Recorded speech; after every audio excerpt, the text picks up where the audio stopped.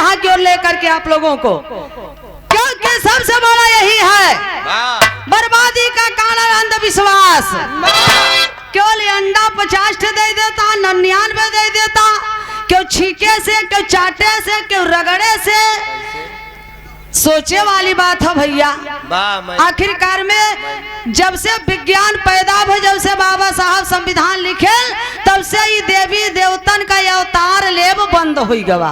बात तो के पता ही ना है। बाबा साहब जरिया के ऑपरेशन कर देने के नसिया काट दिए, तब अब पैदा नहीं होता। हाँ, एक कहाँ देखा था। आइए 4 लाइन भाव है मास्टर।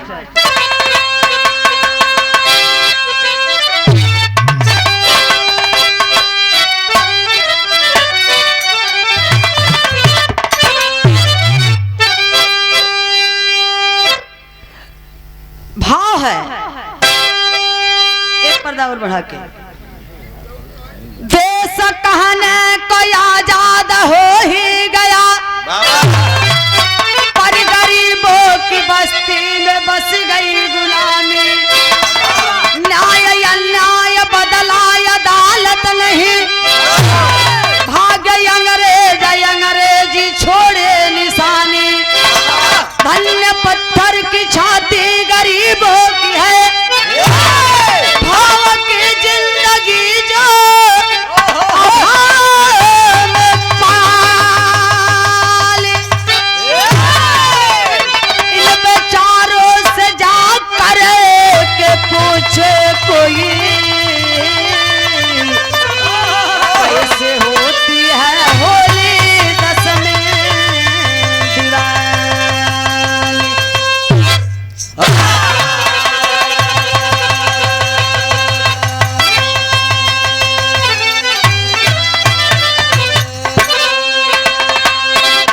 देश कहने को आजाद हो ही गया, पर गरीबों की बस्ती में बस गई गुलामी। धन्य है इन गरीबों की पत्थर की छाती, भारत देश सोने के चिड़िया। 26 जनवरी 15 अगस्त को जश्न मनाते हैं आजादी की खुशी में, कि हम लोगों की आजादी मिली है, आजादी मिली है। क्या मेरा समाज आजाद है? नहीं। धन्य है इन गरीबों की पत्थर की छाती, दुख हो सुख हो, नमक हो रोटी हो, झोपड़ी हो हवेली हो, कैसी आजादी। आखिरकार में हमारा देश भारत देश आजाद इस समय है, समाज नहीं आजाद है, सिर्फ देश आजाद है। कहाँ आजाद है? कागज में। हमारा देश आजाद था, समाज मेरा आजाद था। लगभग 3500 वर्ष पहले देश में हमारे न जात न पात न भेद न भाव न ऊंच न नीच न अमीरी न गरीबी न छुआ न छूत, धर्म अखंड भारत देश। लेकिन पाखंडियों ने पाखंड कर दिया, अखंड को खंड खंड में बांट दिया, 11 देशों में बांट दिया। बर्बादी कहां से शुरू हुई? मेरे भारत देश का। भरत के नाम पे भारत पड़ा। जब आर्य आए मतलब ब्राह्मण, आर्य मतलब ब्राह्मण, जब हमारे देश में आर्य आए तो मेरे देश का नाम आर्यावर्त पड़ा। अंग्रेज आए तो मेरे देश का नाम इंडिया पड़ा। मुगल आए तो मेरे देश का नाम हिंदुस्तान पड़ा। अखनी अंडा से और पानी से, जल से, मछली के पेटे से लड़का हो जाता। ये कुल कैसे बर्बादी कहाँ से शुरू भवा? कहा नाम है? एक लाइन गजल का भाव है मास्टर।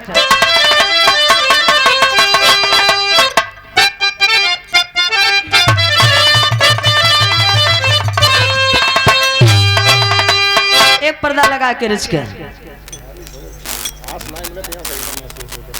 किसी प्रेमी ने अपने प्रेमिका से कहा है, अरे दिल लेके जा रहे हैं, अरे दिल लेके जा रहे हैं, कैसे जिएंगे हम।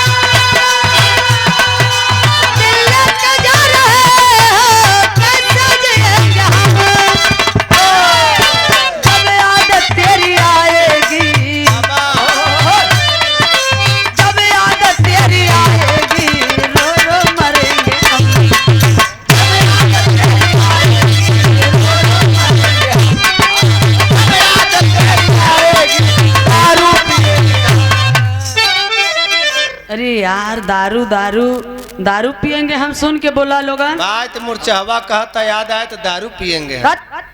ए समय जे पिए होए ओके ओसे पूछा बैटरी उनकर चार्ज बतावत होए। एक आध 2 घंटा बाद लो लिख दे, जब जहाँ 4-5 बजे स्विच ऑफ हो जाए बैटरी। हरिओम यादव बारी भीड़ से 100 रुपए का पुरस्कार सादर चरण स्पर्श है। कोट को नमन है। अच्छा ठीक है। ए बाबू तबई है 85 झुआ भर अपने में बटा है, जो बटा है और राजपाट से हटा है 85 झुआ भर। जब चुनाव आ जाता तो बिक जाता है पौआ भरे पर कोपर राजपाट मिले। हाँ पर गौर करेंगे। अरे यारियों ने मेरे देश को, यारियों ने मेरे देश को बर्बाद कर दिया।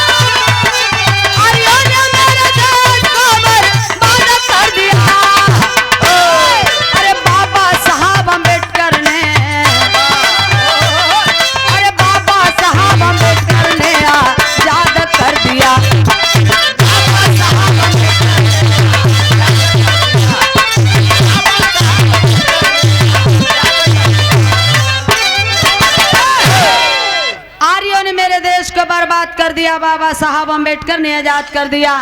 जैसे बाबा साहब ने लिखे संविधान, सब माने बराबर विधान माने नियम कानून, जिससे ये मेरा देश चल रहा है संविधान से। उसी प्रकार संविधान के पहले मनु ब्राह्मण द्वारा मनुस्मृति मनु विधान बनाया गया, उसमें कानून लिखा गया।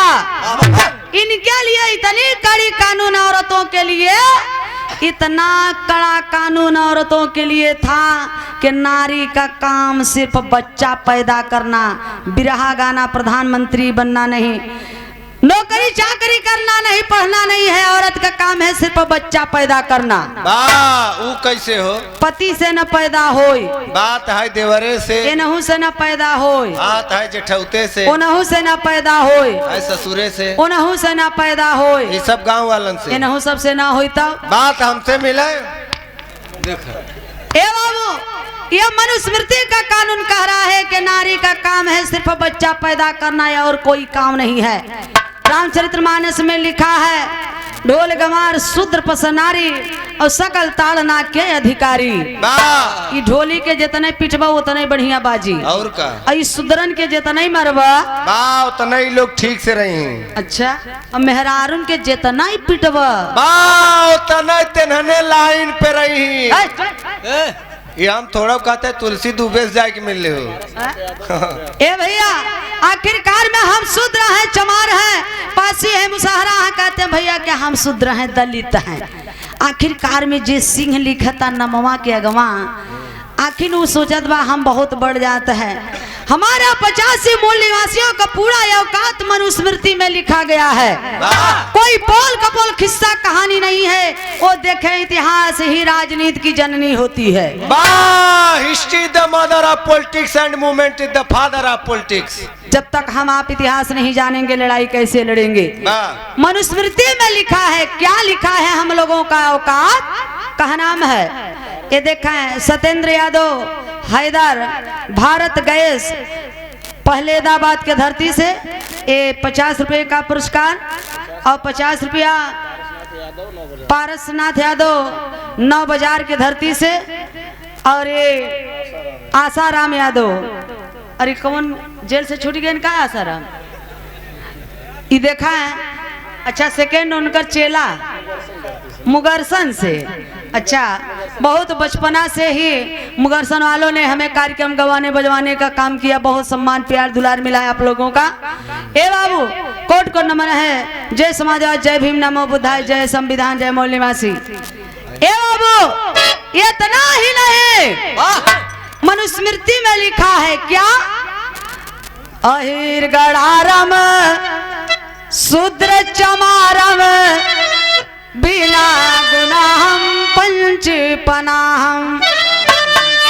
अहिर गड़ारम शूद्र चमारम बिना गुनाहम पंच पनाहम। अहिर गडरिया चमार मुसहर पासी धोबी धैकार शर्मा वर्मा पटेल बिंद भूमियार जितने 85 मूल निवासी है, इन्हें सभी लोग शूद्र हैं। इस शूद्रन के सवेरे सवेरे 5 जूता मारे चाहे बिना गुनाह का। वो नाश्ता के रूप में। अब बाबा साहब ना पैदा भवा होते भैया हर तो 5 जूता रोज मराई तीजा।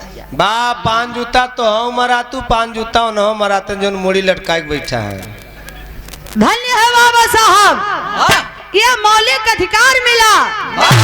आज जो सूरज यदुवंशी जी के ऊपर देखा था कुर्ता पैजामा हीरो बना है, सरो सरगम के वस्त्र देख रहे हैं, ये संविधान की देन है। मौलिक अधिकार मिला, भाषण देने का अधिकार, चुनाव लड़ने का अधिकार, वोट डालने का अधिकार, नया नया कपड़ा पहनने का अधिकार, धन दौलत रखने का अधिकार, बिरहा गाने का अधिकार, दारू पीने का अधिकार। ये कौन संविधान में लिखा है? 20 जूता मारा तो मनुस्मृति लागू करबे करे। ए बाबू, आखिरकार में देखा है हम जिनको देव देवता कहते हैं। आइए एक लाइन तर्ज लगल मास्टर, कैसे?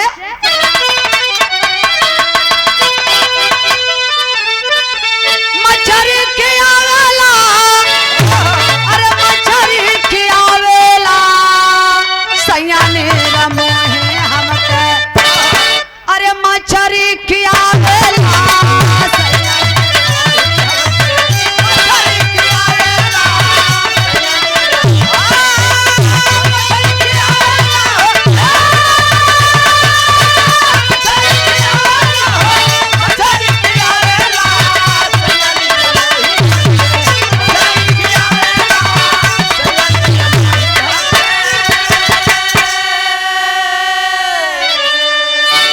लेकिन हमारे मूल निवासी भारतवासियों के लिए भैया हाथ जोड़त है, रिक्वेस्ट करत है भैया, बात न हो, लेकिन बस 10-15 मिनट और। कवि जी भाव लिखे हैं क्या? सात प्रिय देशवासी, अरे बहुत ही सतावेला, बनी देवी देवा पापी, अरे यागिया लगावेला, बनी देवी देवा पापी, यागिया लगावेला,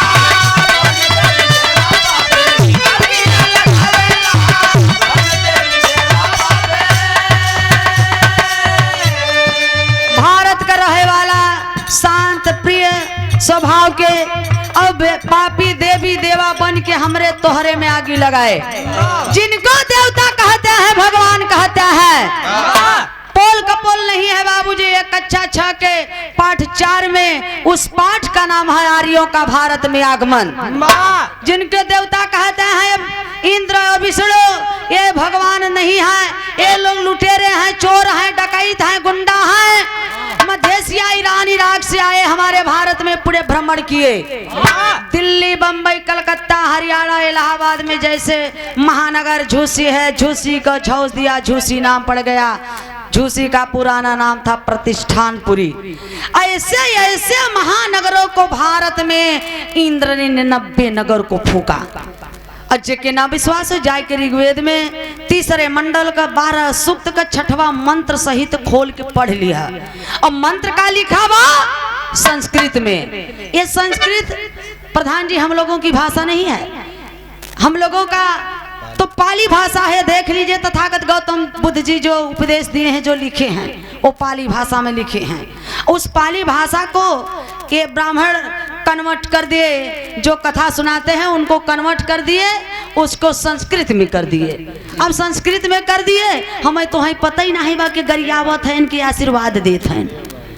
उसको बताए देववाणी, उसको बताए देववाणी संस्कृत को। संस्कृत में लिखा है इंद्र यज्ञानी नमत पूरे दास पत्नी रघुतमा साक में कम कर्मणा। एक मतलब कुछ पल्ले पड़ा। हाँ, तू मिर्जापुर से यहाँ प्रयागराज में आए हो, सबके गरियावत। एकर मतलब इंद्र यज्ञानी ने 90 नगर को फूका। 90 नगर के बीच में एक रघुतमा नाम की दासी थी, उस दासी को इंद्र ने अपनी पत्नी बना लिया। इतिहास उठा के देखिए, जितने भी आक्रमणकारी आए भारत को लूटने आए, ये कौ मेहरारू लड़का नहीं लेके आए। बाहने सारे कुल रड़ुई आए रहे।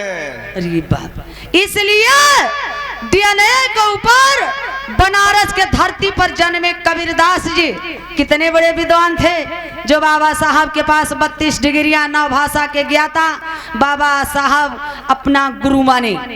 डीएनए के ऊपर कबीरदास जी लिखे, पहिर जनेऊ जो बाभन होना, मेहर क्या पहिरायो, घर की सुधरन भोजन पर से तू पंडा क्यों खायो। हम ना कबीरदास जी कहते हैं, अरे ब्राह्मण तूने गाय खा लिया, जनेऊ पहन लिया, पक्का बाभन हो गया, और घरमा जौन भोजनमा परोसता ऊ तो सुधरई के सुधरई रह गई, ओ के का पहनाया।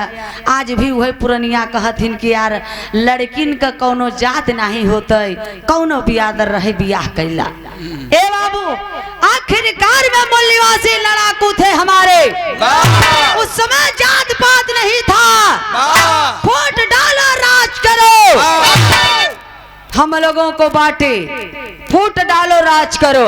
Divide and rule. कैसे बांटे भैया, कहना में मास्टर, मूल निवासी लेके भागा अपना पराना,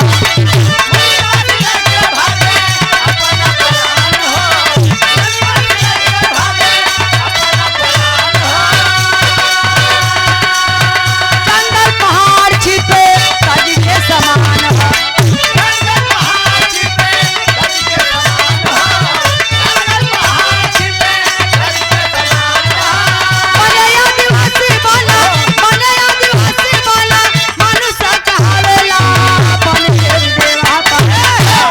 बाबू जो लड़ाकू थे कि राणा प्रताप की तरह घास की रोटी खा लूंगा, लेकिन आए विदेशी, आए इंद्र विष्णु, तुमको कभी देवता नहीं मानूंगा, पूजा पाठ नहीं करूंगा, गुलामी कबूल नहीं करूंगा, भाग जाओ विदेश। कुत्ता कमीना हरामजादा, चीर फाड़ के फेंक दूंगा, भाग ईरान इराक मध्य एशिया। अरे बाप रे बाप, वो अपन जान बचाए बचाए मूल निवासी जो महान पुरुषों ने लड़ाई से देश के लिए। सुप्रीम कोर्ट, हाई कोर्ट क्या छोटी अदालत है? नहीं, बहुत बड़ी अदालत है, जो कि बाबू ललई राम यादव बाबू सच्ची रामायण लिखे समाज के लिए। बाहर है हमारे बड़े भाई डॉक्टर लक्ष्मण यादव जी, देवरिया के प्रोफेसर चंद्रभूषण यादव जी किताब को लिखे, समाज के लिए लिखे कि समाज मेरा आपसे भी जागे और जागरूकता लोगों के अंदर दे और अंधविश्वास से दूर रहे। ए बाबू, आखिरकार में हम लोगों को देखा है 6743 जातियों में बांटे। अब जो लड़ाकू लोग थे महान पुरुष, उस जंगल में जान बचाए के छिप कर रहे, तो जंगलवा में जे रही तो पेटवा जब जरे लागी तो जौने पई है तो वही खाई है ना, आ लीलगाय खाए, कच्चर खरगोश खाए, मूस खाए, खचुहा खाए, तो एक इंद्र विष्णु का कहां, ई दैत है, ई असुर है, ई राक्षस है, ई बनमानुष है, ई शैतान है। ऐसे हमारे आपके पूर्वजों को संबोधित करते थे। अब जे बाबू लड़ेस ओके कोल भील मुसहरा बनाए, और जे नहीं लड़ेस ओके का बनाए बेईमान। कैसे मास्टर? डॉक्टर ज्वाला सिंह यादव झूसी से जेसीबी वाले मालिक करे 2-4 ठे और जेसीबी आ जाए, कोर्ट को नमन है, सादर चरण स्पर्श है। कहा बाबे पोपलैंड ले ऐसे समर्पित जवान भइले देशवासिया,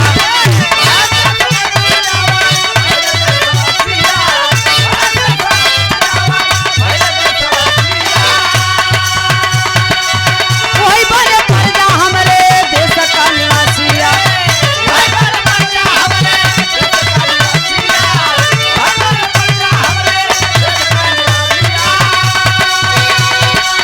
कोई मच मस्तर कोई मच मस्तर कोई महिला उठावेला पानी के देवा का। ए बाबू, एतने ना भय माने डर, जे डराए गए कि हम तोहार पूजा पाठ करब, देवी देवता मानव, गुलामी कबूल करब, हम मार के भगावा मत, ओके प्रजा बनाए। प्रजा कैसे बनाए? चल तो हमार जूता सी आज से तो चल आज से तो हमार जूता सी चल तो पानी भर आज उस तक कहाँ रहे? चल तो जूता सी हमार आज उस तक चमार है। चल तो गैया भैंस पाल आज उस तक अहिर यादव है। अहिर यादव है तो का करी लेकिन शूद्र है इसलिए कि तो गाय भैंस पाल घी दूध लिया हम दे और माठा तो नहीं पिया माठा मराई जात तो में कोनो विटामिन बचत है सारा मलाई तो खत्म केवल माठा एक ही काम आवत है कि ठंडई बदे जब गर्मी आ जाए तो चौराहे पर पहुंच जही के एक गिलास लस्सी माठा मिल जाता है पी ले तो पेटे में ठंडई आ जाती।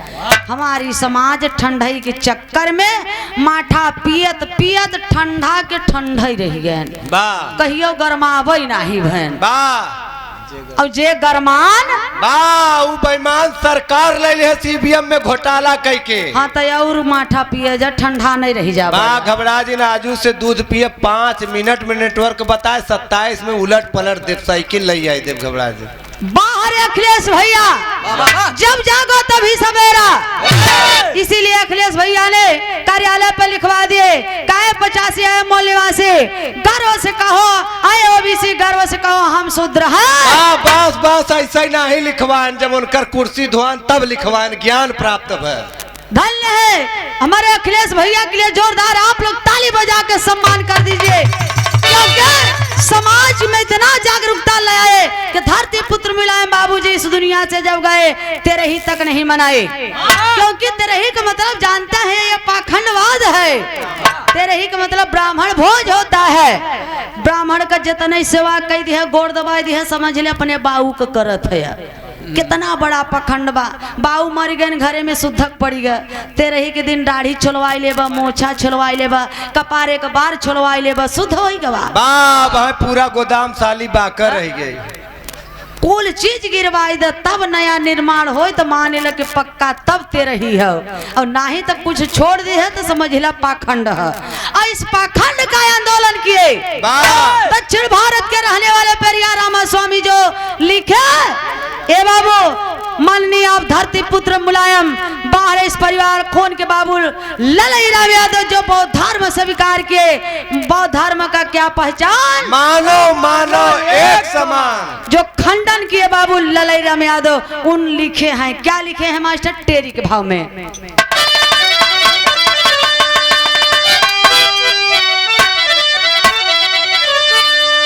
इलाहाबाद के देखा है एक कैलाश दादा गायन जब वो गावत रहे ना हाँ तब तक तू अपने मम्मी के पेटे में गाना सीखत रहो तुम्हें कैसे पता हम तोहार चच्चा बताओ तरह एक दिन बड़ा चूती आदमी है यार तेरी के भाव मास्टर कैसे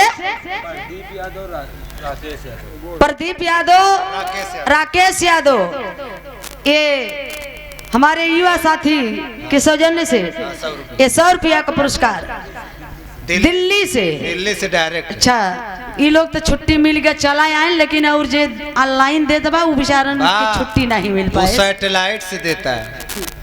जय समाजवाद जय भीम नमो बुद्धाय लेकिन कहना बा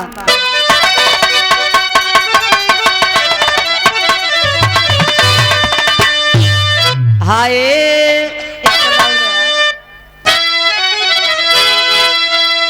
हाय मोरे राम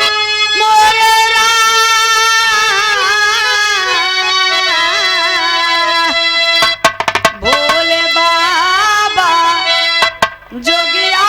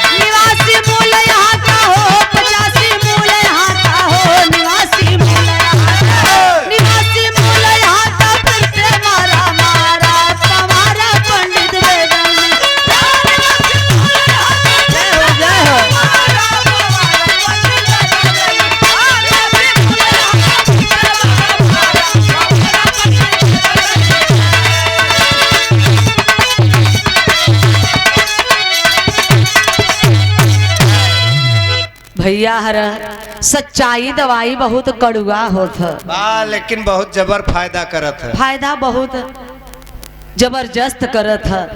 पवारा हमारे तोहरे ई सुदरन के तो अधिकार ही नहीं रहा समय पढ़े लिखे के तो का लिखी है? वेद में लिखे वही पंडित ब्राह्मण, क्योंकि वो देवता थे, विद्वान थे, पढ़े लिखे थे, उनको अधिकार था उस समय, उनका शासन सत्ता था। वो लिखे कि शंकर जी अंजनी के काने में बीर डाल देहन तब हनुमान जी पैदा हो गए। कनवा में डलले से हो उद्यान ऋषि का वीर सरवा पत्ता पे बहुत जात रहा। राजा दशरथ का बहिन चंद्रकला चाट लिहिन तब सरवन पैदा हुई। तो वीर नहीं मलाई रहा मलाई तय अपनो मेहरिया के चटाव पट्ठे चटाव था, चटाव पैदा करे थे दू चार ठे। हम कहते तभी हमार समाज माने कि यूं समय भैया हरे जब चाटे से पैदा हो जाता तो मान लग लिखे वाला सही लिखे कि वह समय चाटे से पैदा हो तो हुई। कहो तुलसी दुबे ने लिखा है रामचरितमानस में कि तीनों रानी सुमित्रा, कैकेयी, कौशल्या, श्रृंगी ऋषि निषाद के गुफा में खीर खाइन तब जाय का भरत शत्रुघ्न राम या लक्ष्मण पैदा भयन।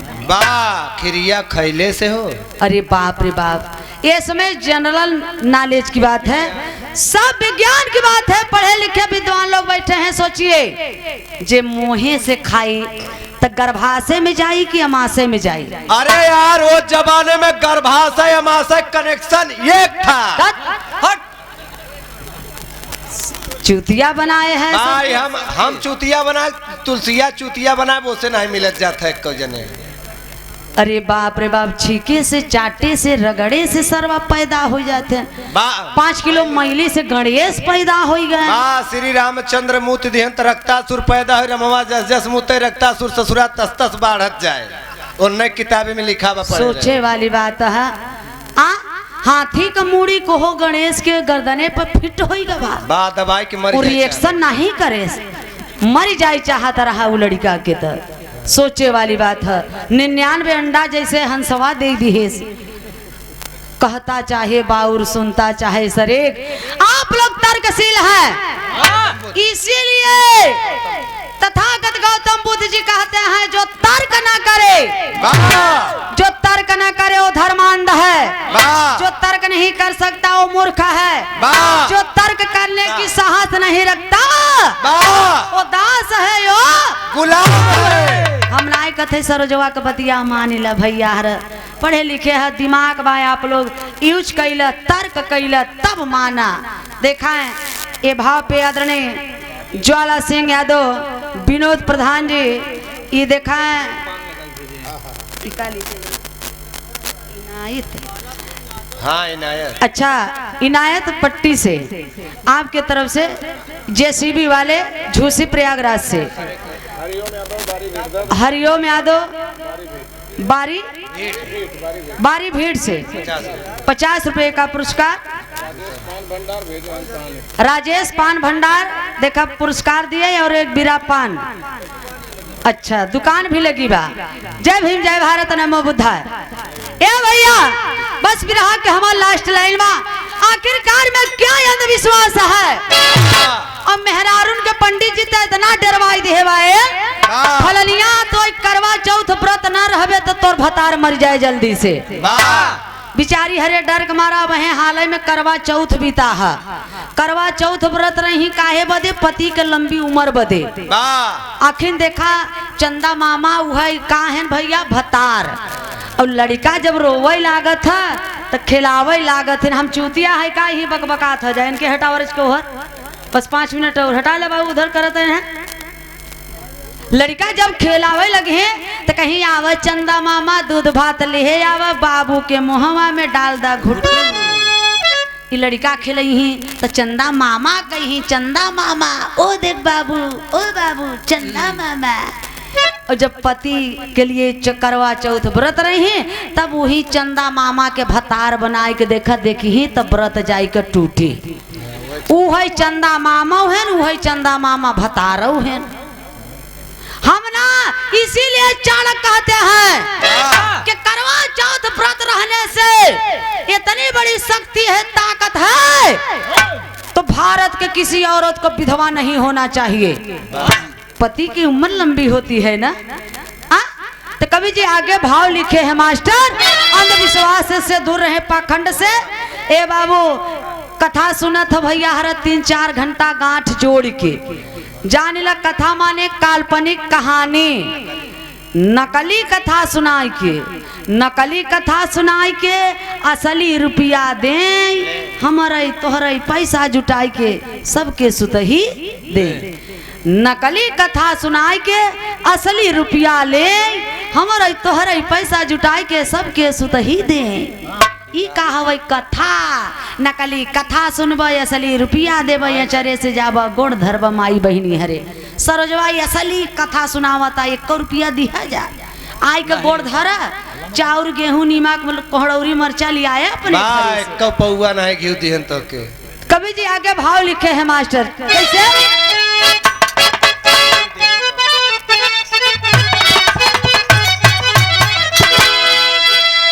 नजर लागल भैया मोरे देशवा पर,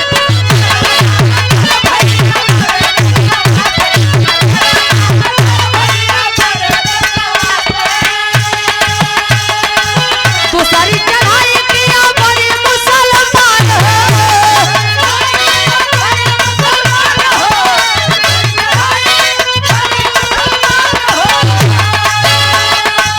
धन दौलत लूटा देश का ईमान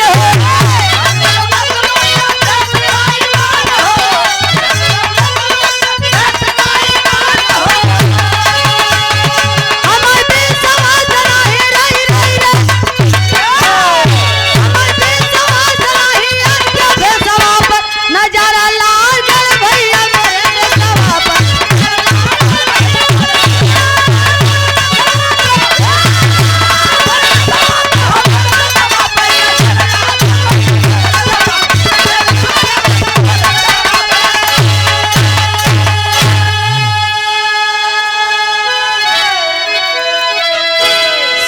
सोने की चिड़िया भारत देश पर बेईमानन का विदेशीन का नजर लग गई, तो इसलिए हमारे भारत में दूसरी चढ़ाई मुसलमान बन के आए।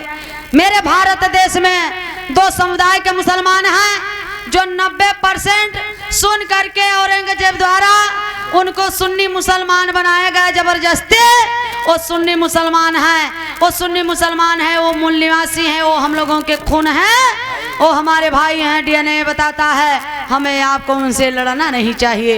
और जो 10% शिया मुसलमान हैं हमारे भारत देश में, वो लोग मध्य एशिया, ईरान, इराक से आए हैं, जहाँ से आर्य ब्राह्मण आए हैं। ए बाबू, इसलिए जितना हिंदू का ठेकेदार है, चुनाव आ जाएगा तो हमें आपको लड़वाने का काम करते हैं हिंदू मुसलमान कह करके। और जितने हिंदू के ठेकेदार हैं सबका दामाद मुसलमान हैं। जैसे अशोक सिंगल, मोहन भागवत, मुरली मनोहर जोशी, आडवाणी, सबका दामाद मुसलमान है और हमें आपको लड़वाने का काम करते हैं। इसलिए हमें आपको लड़ना नहीं चाहिए, एक हो के लड़ना है। अब की बार संघे शक्ति कलयुगे, बिना संगठन के हम आप कुछ कर नहीं सकते। तो हम लोगों को मिल करके, सभी लोगों को एक हो करके, मान्यवर आप बड़े भाई अखिलेश भैया का सपना को साकार करना है और सपना पूरा करना है। इसलिए हम लोग अगर बटे रहेंगे तो हम लोगों का कीमत बहुत कम है। हम लोगों के समय कीमत बहुत कम बा। काहे बदे? ठेलिया पर अंगूर बेचा था, जौन गुच्छा में अंगूर रहा था ओकर ज्यादा दाम रहा था, और जौन गुच्छा से अंगूर टूटा रहा था ओकर कीमत बहुत कम रहा था। इसलिए हम लोग संगठन से हटा है, अपने में बटा है, अलगे अलगे बटा है। इसलिए हम लोग राजपाट से हटा है, इसलिए हम लोग कुछ कही नहीं पावत है। अब की बार एक होना है साथियों। अगर कहते हैं संविधान खतरे में है, संविधान खतरे में है, धिक्कार है हमें आपको।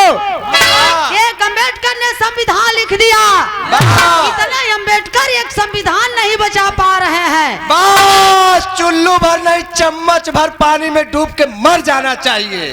धन्य है। आज जो आपके जेब में पेन है, आपके जेब में जो पेन है वो बाबा साहब की देन है। आपके पास जो दौलत है वो बाबा साहब के बदौलत जरूरत है। आपके जीवन में जो शांति हो बाबा साहब की क्रांति है। इसीलिए सबसे बड़ा संविधान है बाबा साहब के पास। 32 डिग्रियां नौ भाषा के ज्ञाता, यहाँ सरवा 8वीं फेल, कक्षा 8वीं फेल बाबा साहब के अंदर कमी निकाला था। घबरा दिन के सारे समझ हुए शराब दे देते न के HIV हो जाए, मर जाए।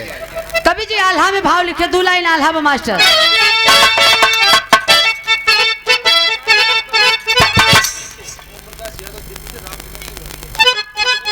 आदरणीय ओम प्रकाश यादव, आप जो कार्यक्रम के आयोजक बाबू राम सिंगार यादव हैं, उनके लड़के हैं। दिल्ली से ऑनलाइन 100 रुपए का पुरस्कार दिए। भैया को कोर्ट को नमन है। जय समाजवाद, नमो बुद्धाय, जय संविधान। जहाँ पर रहें अच्छा से रहें, कमाएं खाएं और रोजी रोजगार बढ़ी रहे, यही कामना है। कहना बा अरे हम नहीं कहब कान से राम मोलायम बाबू,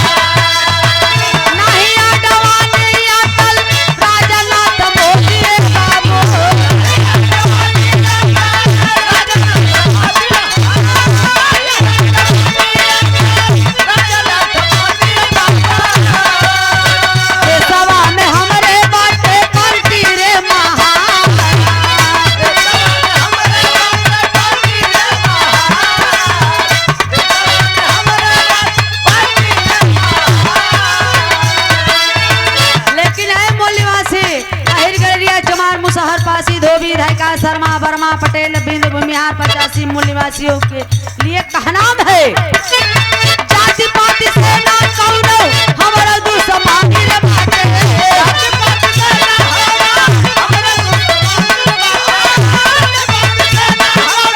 हमारा दुश्मन रे बाटे। हक्का खातिर मोले वासी होई जा कुरबा, हक्का खातिर मारवासी होई जा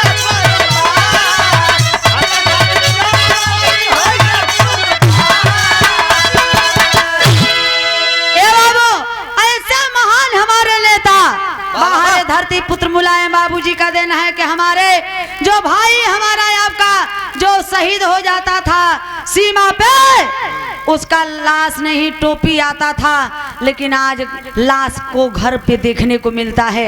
ये धन्य है धरती पुत्र मुलायम बाबूजी की देन है। और मानिए कांसी राम जी कहते हैं, ये मेरे बहुजन के लोग है 85 मूल निवासी, बदला नहीं लेना है, बदलाव लाना है। हे बाबू, तो कहनाम है हमें हक हिस्सा अधिकार के लिए लड़ाई लड़ना है कि संविधान में जितना लिखा गया है मेरा हक हिस्सा अधिकार उतना मिलना चाहिए। जिस दिन कोई नेता सांसद विधायक प्रधान अपने कार्यकाल में अगर पूर्ण रूप से लागू कर दे संविधान का लिखा हुआ चीज, उस दिन तकदीर ही नहीं हमारे देश का तस्वीर बदल जाएगा।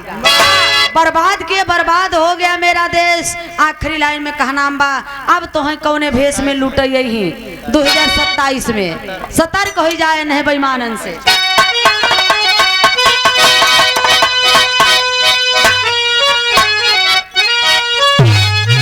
अरे गेरुआ वस्त्र कमंडल माथे का टिकाला घूम के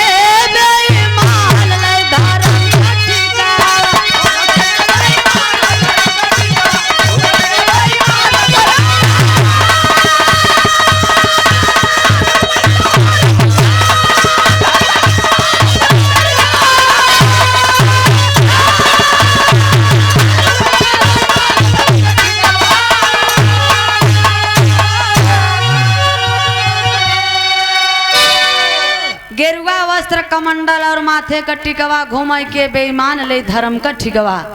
हमारे तोहार देवी देवता हैं तो का करी धर्म का ठेकेदार बैठ गवा है। वाह। विंध्याचल में चला जावा दोनों प्राणी दर्शन करे बदे गांठ जोड़े रहब ठेली ठेला होत रहे जुगाड़ लहोब कि कितना जल्दी दर्शन मिल जाते माई के। तो 500 रुपया देब तो कैसे दर्शन मिली? झरोखा से और 1000 देब तब लगे से और 2000 देब तब चरण छोई के। आशीर्वाद है आशीर्वाद बेटा आशीर्वाद। हाँ बारे माई हाफत आ जाही दोनों प्राणी बहरे बहरे आ जाही। हे पंडित जी बड़े भाग से माई का दर्शन मिला। हऊ हमार जूता चप्पल दा पर प्रसादी दा और हमारे दोनों प्राणी के ऐसा आशीर्वाद दी है कि पहले ही बेटवा हो।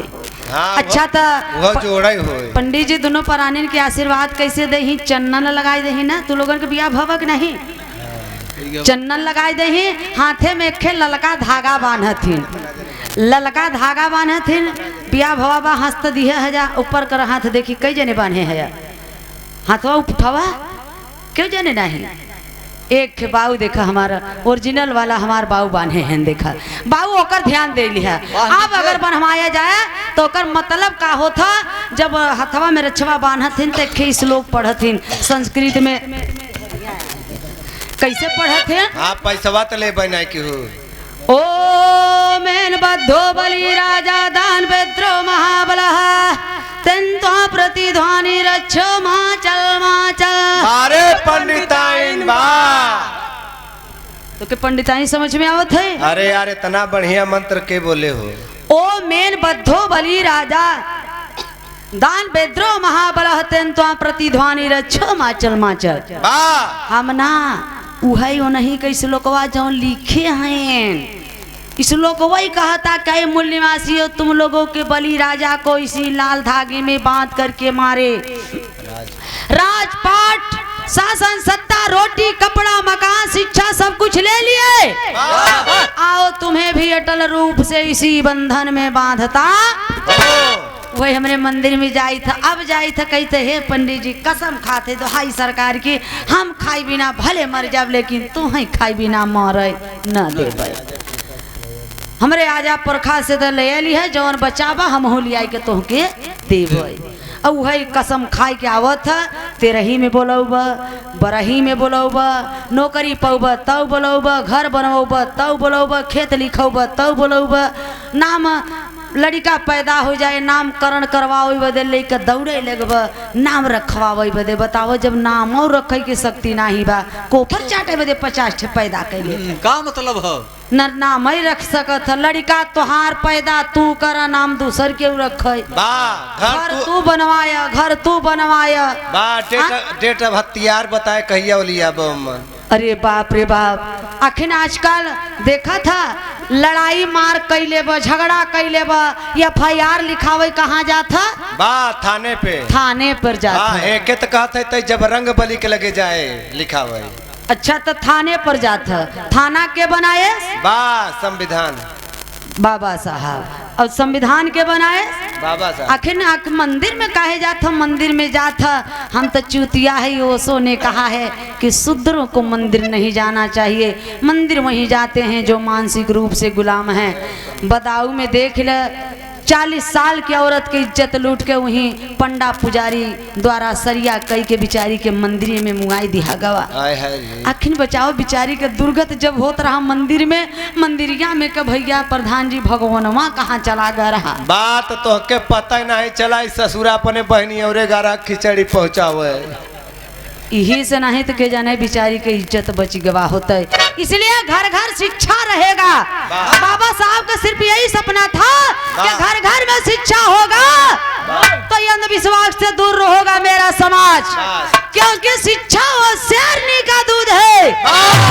अरे जो पीता है वो गरजता है। हिले तो मिर्जापुर से आके इलाहाबाद में गरजा था इसलिए घर भले मत बनवाया खेत भले मत लिखाए बिया भले मत करे लड़का के पढ़ाई जरूर एक टाइम दारू कम पिए लेकिन पढ़ाई जरूर। धन्य है इन महान पुरुष हमारे बहुजन में जन्मे सभी संत महा गुरुओं को सत सत नमन है। अगर इन महान भावों का वचन वाणी अच्छी लगी हो तो हमारा विरह आखिरी है आप लोग जोरदार ताली बजा के उन लोगों का सम्मान कर दीजिए जो ऊपर से देख रहे होंगे। आखिरी लाइन में कहना बा रामा रामा रामा रामा मोरे रामा